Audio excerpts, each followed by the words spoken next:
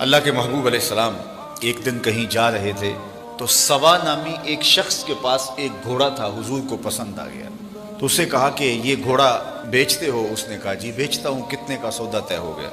فرمایا میں تاجرانہ غرض سے تو نہیں یہاں آیا تھا، اچانک تمہارا گھوڑا مجھے پسند آ گیا تو میں نے خرید لیا، تم رکو میں اس کی قیمت لے کے آتا ہوں۔ حضور گھر گئے تو واپس آنے سے پہلے کسی نے اس کو رکے ہوئے دیکھا تو کہا یہاں ٹھہرے ہو؟ کہا مسلمانوں کے نبی سے اس گھوڑے کا سودا کیا، وہ قیمت لینے گئے۔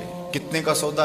اس نے بتایا۔ اس نے کہا مجھ سے زائد پیسے لے لو۔ اس نے کہا میں تو ان سے سودا کر چکا ہوں۔ کہا جب تم نے سودا کیا تھا اس وقت کوئی موقع کا گواہ ہے؟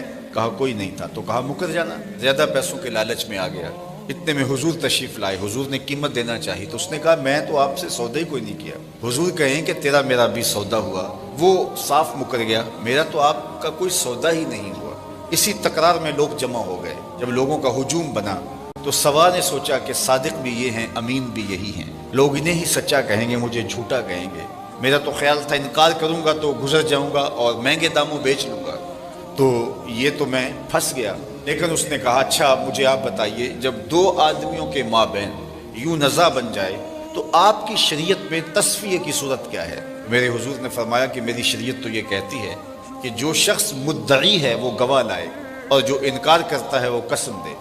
اس نے کہا جی طے ہو گیا، اگر آپ نے مجھ سے گھوڑا خریدا ہے، مدعی آپ ہیں تو آپ گواہ لائیں، اور اگر آپ کے پاس گواہ نہیں ہے تو میں قسم دے دیتا ہوں۔ وہ پتا تھا کہ گواہ نہیں ہے تو میں قسم دے دیتا ہوں۔ لوگوں کو ہجوم ہے، اتفاق تھا کہ کوئی گواہ نہیں تھا، تو جب اس نے بار بار مطالبہ کیا آپ گواہ لائیں نہیں تو میں قسم دیتا ہوں۔ مجمع میں موجود ایک صحابی حضرت خزیمہ بن ثابت انصاری رضی اللہ تعالی عنہ آگے بڑھے اور سوا سے مخاطب ہو کے کہا گواہی مانگتا ہے، میں گواہی دیتا ہوں، جتنی قیمت حضور بتا رہے ہیں اتنے میں سودا ہو گیا۔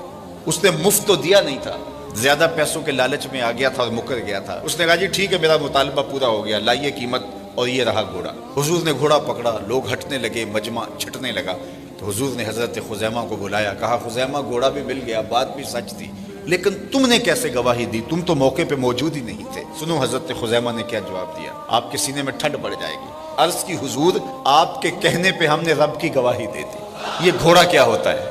جنت دوزخ کی گواہی دے دی۔ کیا ہم نے دیکھا تھا؟ آپ نے کہا تو ہم نے مان لیا، اور یہ بھی تو آپ ہی کہہ رہے تھے کہ میں نے گھوڑا خریدا ہے۔ حضور نے حضرت خزیمہ کا ہاتھ پکڑ کے فضا میں بلند کیا اور جانے والوں کو کہا رک جاؤ، ٹھہر جاؤ، کسی عدالت میں کسی کچہری میں گواہوں کی ضرورت ہو، لوگوں سن لو، میری شریعت دو گواہ مانگتی ہے، لیکن جہاں میرا خزیمہ ہوگا ایک کی گواہی دو کے قائم مقام۔ تو خدا تک پہنچنے کا راستہ ذات رسالت مآب صلی اللہ